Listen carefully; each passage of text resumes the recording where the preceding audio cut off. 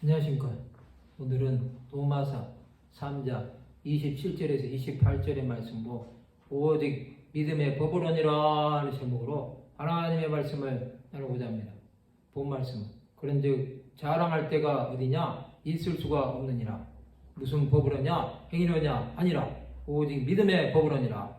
그러므로 사람이 의롭다 하심을 얻는 것은 율법의 행위에 있지 않고 믿음으로 되는 줄 우리가 인정하노라. 예수를 믿음으로 구원함을 받은 자들은 자랑할 때가 있을 수가 없습니다.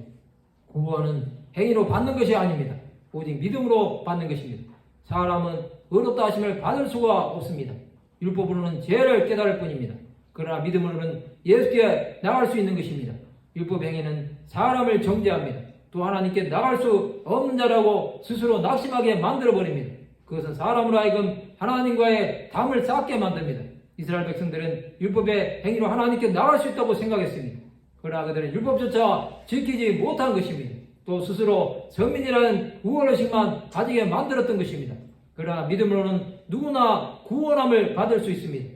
하나님은 주의 이름을 부르는 사람에게 함께 하십니다. 하나님은 모든 사람의 주가 되시는 것입니다. 누구든지 주의 이름을 부르는 사람은 구원을 얻는 것입니다. 믿음의 선지들은 믿음으로 구원함을 받았습니다. 그들은 보이지 않는 것을 보는 것처럼 믿는 자들이었습니다.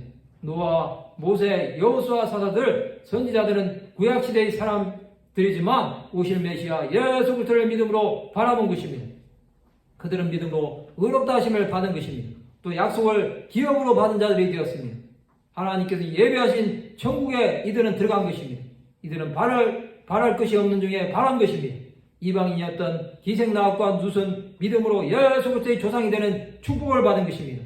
이들은 예수 그리스도를 믿음으로 의롭다 함을 받은 자들이 된 것입니다. 행위로는 구원을 얻은 육체가 아무도 없습니다. 그러나 행함이 없는 믿음은 죽은 믿음입니다. 믿음은 행함이 따라야 하는 것입니다. 예수 그리스도의 12사도들은 믿음으로 스승을 따랐습니다.